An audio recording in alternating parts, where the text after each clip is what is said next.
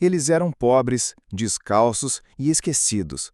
Mas em 1954 fizeram o impossível. Imagine uma terra onde as montanhas tocam o céu, onde a névoa cobre os campos como um véu de silêncio.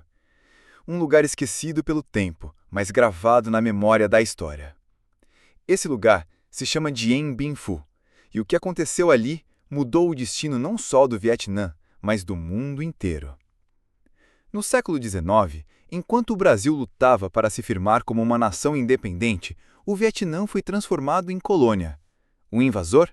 A França, com seus navios de guerra, suas armas modernas, sua bandeira hasteada em terras alheias.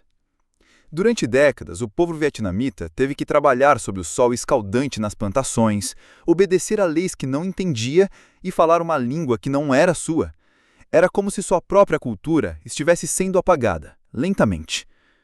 Mas como diz o ditado popular brasileiro, quem planta vento, colhe tempestade. O espírito de resistência crescia silenciosamente. Homens simples, mulheres analfabetas, jovens camponeses, todos sonhavam com um país livre. E assim nasceu um movimento, Viet Minh, uma força feita não de exércitos bem pagos, mas de sonhos indestrutíveis. O que os franceses não sabiam é que estavam lidando com um povo como o nosso. Apaixonado, teimoso, criativo. Um povo que canta mesmo em tempos de guerra, que dança mesmo cercado pela dor. Um povo que nunca aceita ser escravizado. Após a Segunda Guerra Mundial, o mundo assistiu ao nascimento de um novo capítulo. As colônias exigiam liberdade. Mas a França queria seu império de volta.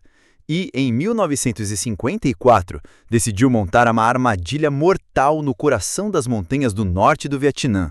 Seu nome? Dien Bien Phu. Março de 1954. No meio das montanhas do noroeste do Vietnã, os franceses construíram uma base militar gigantesca chamada Dien Bien Phu.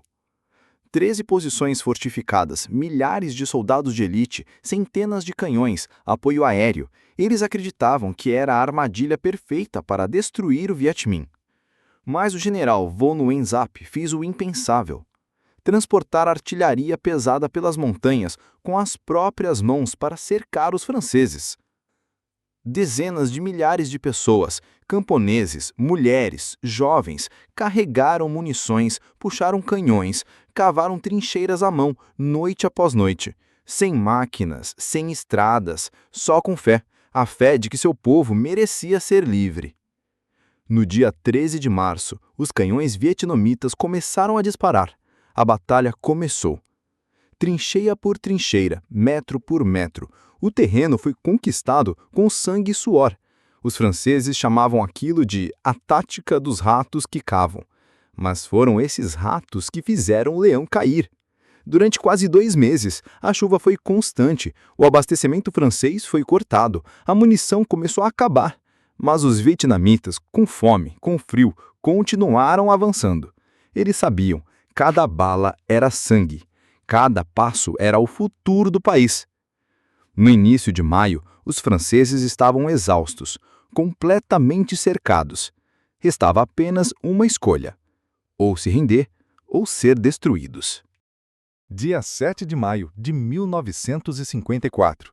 Depois de 56 dias e noites de batalha intensa, a última fortaleza francesa, em Dien Bien Phu, caiu. A bandeira vermelha com estrela amarela foi hasteada sobre o quartel-general. O general de Castries, comandante das tropas francesas, foi capturado. Todo o grupo militar francês foi derrotado ou se rendeu. Um exército de camponeses venceu o mais poderoso exército colonial da Europa. O mundo ficou em choque. Em Paris, os telefones não paravam de tocar. Em Washington, os conselheiros militares ficaram em silêncio, porque uma pergunta ecoava no ar: como um povo tão pequeno conseguiu derrotar um império inteiro? A vitória em Dien Bien Phu não foi apenas uma conquista militar, foi um símbolo de coragem, de sacrifício e de fé na liberdade. Assim como o dia da independência do Brasil, assim como o dia em que Pelé colocou o nome do nosso país no mapa do futebol mundial, o dia 7 de maio de 1954 se tornou um marco, não só para o Vietnã, mas para todos os povos que já foram oprimidos. Dien Bien Phu mostrou ao mundo: quando o povo se levanta, nenhum império consegue detê-lo. A vitória em Dien Bien Phu não encerrou apenas uma batalha. Ela pôs fim a mais de 80 anos de dominação colonial francesa no Vietnã. E mais do que isso, acendeu o fogo da libertação em toda a Ásia, África e América Latina. Da Argélia à Angola, de Cuba ao Chile, os movimentos de resistência olharam para o Vietnã e pensaram: se eles conseguiram, nós também podemos. Hoje, Dien Bien Phu não é mais um campo de guerra. É onde crianças vão à escola por trilhas que um dia serviram para arrastar canhões. É onde turistas entram em antigos bunkers e sentem o peso da história. É onde veteranos de cabelos brancos contam suas memórias, não por ódio, mas por orgulho. Dien Bien Phu nos ensina que a liberdade nunca é um presente. Ela precisa ser conquistada com coragem, com sacrifício e com uma fé inabalável.